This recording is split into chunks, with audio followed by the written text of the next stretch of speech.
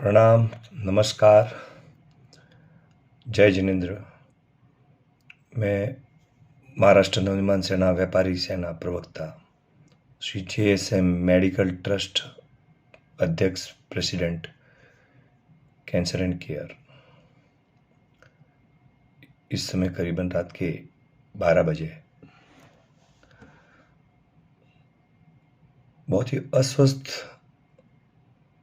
विचार आ रहे थे। करीबन पिछले 8-10 दिनों से रोज रात को 2 बजे तक, 2 बजे 3 बजे तक लोगों के फ़ोन आते हैं बेड के लिए, इंजेक्शंस के लिए, ऑक्सीजन के लिए, एडवाइस के लिए, और मैं कुछ नहीं कर पा रहा हूँ। Literally I am helpless. थोड़ा कुछ हो भी जाता है तो वो मायने नहीं रखता है।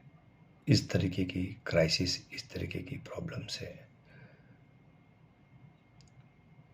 मेरे काफ़ी परिचित, काफ़ी घनिष्ठ संबंधी मित्र के परिवारों में कोई क्रिटिकल है, कोई लास्ट स्टेज पे है,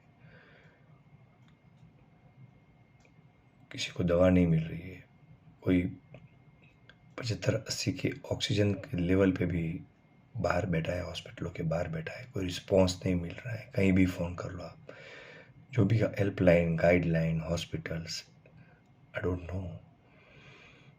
मेरी 2-3 चेस्ट फिजिशियन से बात हुई तो पोजीशन ये है कि उन्हें बात करने का, खाने का भी समय नहीं है, इतना लोड है। एनीवे, इस सब से तो आप अवगत है, लेकिन एक सामाजिक और राजकीय कार्यकर्ता होने के हिसाब से मेरी जवाबदारी बनती है कि आपको कुछ शेयर करूं। मित्रों, इस परिस्थिति में जब हम झूंझ रहे हैं तभी राजनीतिक पार्टी, भले वो रूलिंग पार्टी हो, अपोजिशन हो, सेंट्रल गवर्नमेंट हो, स्टेट, हर स्टेट की गवर्नमेंट हो,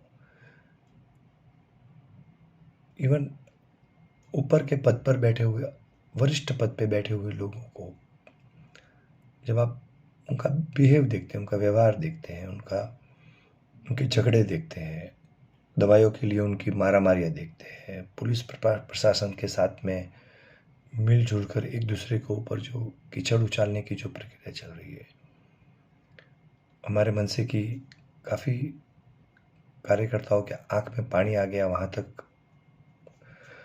उन्होंने इसका विरोध किया है कि इस समय हम सभी को एक ही चीज़ सोचनी है, और वो है मानवता। हमारे अपने लोग जा रहे हैं, हम सब एक है। आप कोई अलग लैंड से आए हो क्या? आप राजनीति करते हो तो राजनीति की धर्म नीति के आधार पे होती है। और हम सब टैक्स पेयर, हम सब वोटर, हम सब तकलीफ में, हम सब डिवाइडेड ख़त्म हो रहे हैं, तो क्या आप सत्ता में अपने आप को वोट दे के आ जाओगे? हमारा टैक्स का हिसाब हमने कभी मांगा नहीं ना। आपने जो भी किया, जो भी किया, हम सहन करते हैं।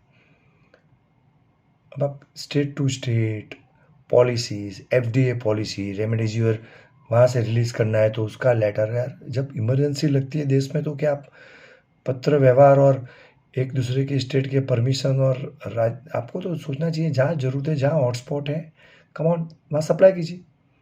जहाँ ज़्यादा पेशेंट्स है, जहाँ ज़्यादा लोगों को ज़्यादा ज़रूरत है, जो ज़्यादा क्रिटिकल है, कोई भी स्टेट का हो, कोई भी गाँव का हो, कोई भी शहर का हो, कोई भी जात का हो, कोई भी धर्म का हो। ये हमें ऐसा क्यों एहसास हो रहा है कि विपक्ष हो या रूलिंग पार्टी हो, आई डोंट नो क्यों इस तरीके की चीज़ों में अपना समय बर्बाद करके अपने खुद के वोटर या खुद का जो राजनीतिक अस्तित्व है उस पर प्रश्न चिन्ह लगा रहे हैं। मुझे तो ये भी समझ में नहीं आता कि बड़ी बड़ी रैलियाँ करने वाले पॉलिटिशियन, में नाम नहीं लेना चाहता, वो हमें संदेश दे रहे कि आप मास्क पहनो। पुलिस कह रही है मास्क नहीं पहनोगे तो एक्शन होगा आपके ऊपर, 500 रुपये पेनल्टी है, आपकी गाड़ी बाहर निकली तो हम 419 का एक्ट लगा के गाड़ी जब्त कर सकते हैं।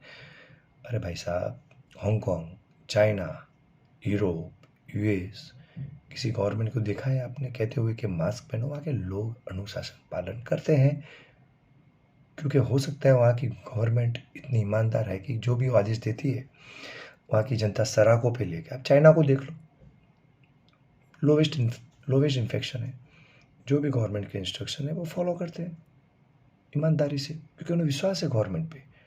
आपको प्रार्थना करना पड़ता है, आपको लाठियाँ मारनी पड़ती है, आपको पुलिस प्रशासन के थ्रू हमें डरना पड़ता है।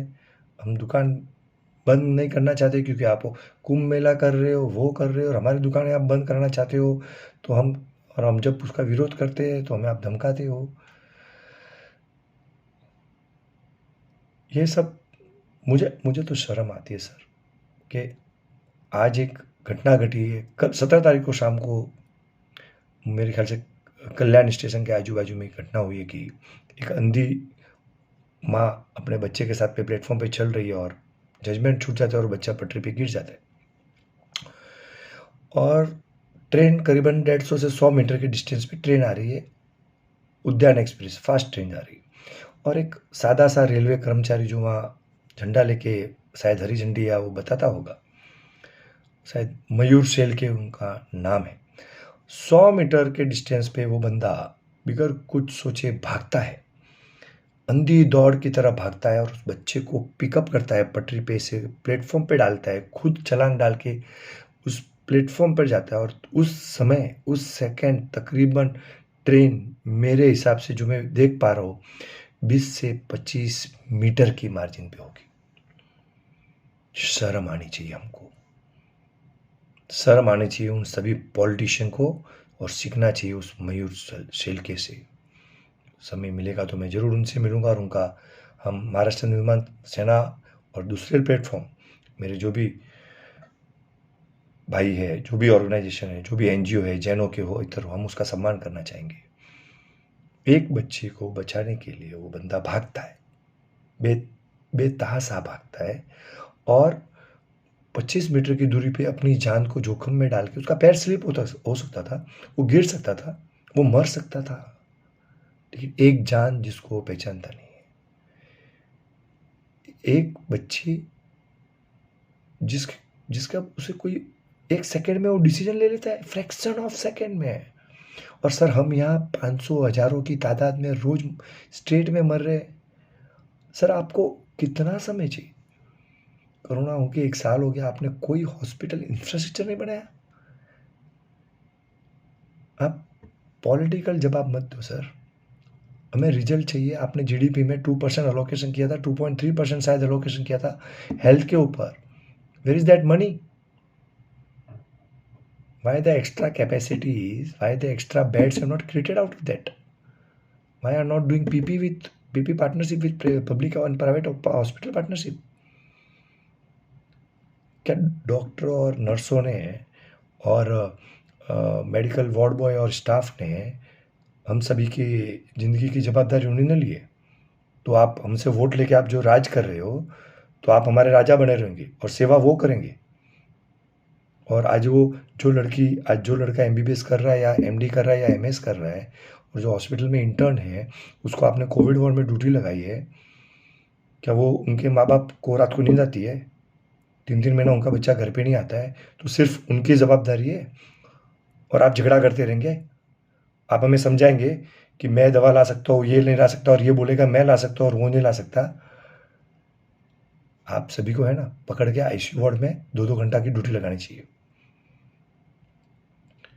वो हर पॉलिटिशियन को जो बड़े पद पे बैठा है, आईसीयू वार्ड में आप चाहिए, मास्क डालिए, आप वो क्या पहनते हैं उसको पीपी गियर पहनिए, पैसा बंदर कीजिए, और आप एक दिन रह के आइए, और जो मरता है ना उनके परिजनों से मिलिए आप। जो शमशान में जो लोग जल रहे हैं, जहाँ चिता जलाने के लिए वो जो रॉड होती है ना, वो भी काली पड़ चुकी है सर हाथ जोड़ के विनती करता हूँ सभी पॉलिटिशियन को, कोई स्टेट नहीं है, कोई टेरिटरी नहीं है, कोई मोहल्ला नहीं है, ये देश हमारा है, ये देश आपका है, ये देश मेरा है।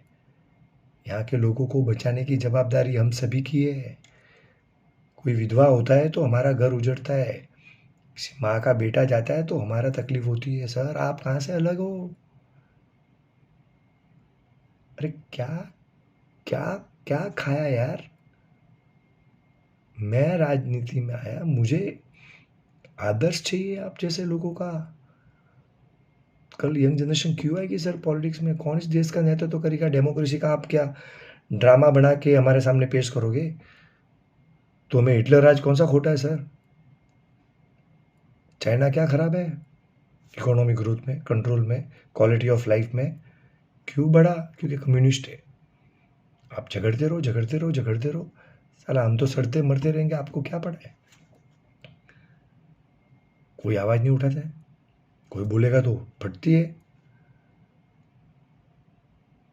सर प्लीज़, आप सभी लोग से विनती है कि लोगों को डराने से बेटर है कि आप भगवान से डरिए। Thank you. जय हिंद, जय महाराष्ट्र।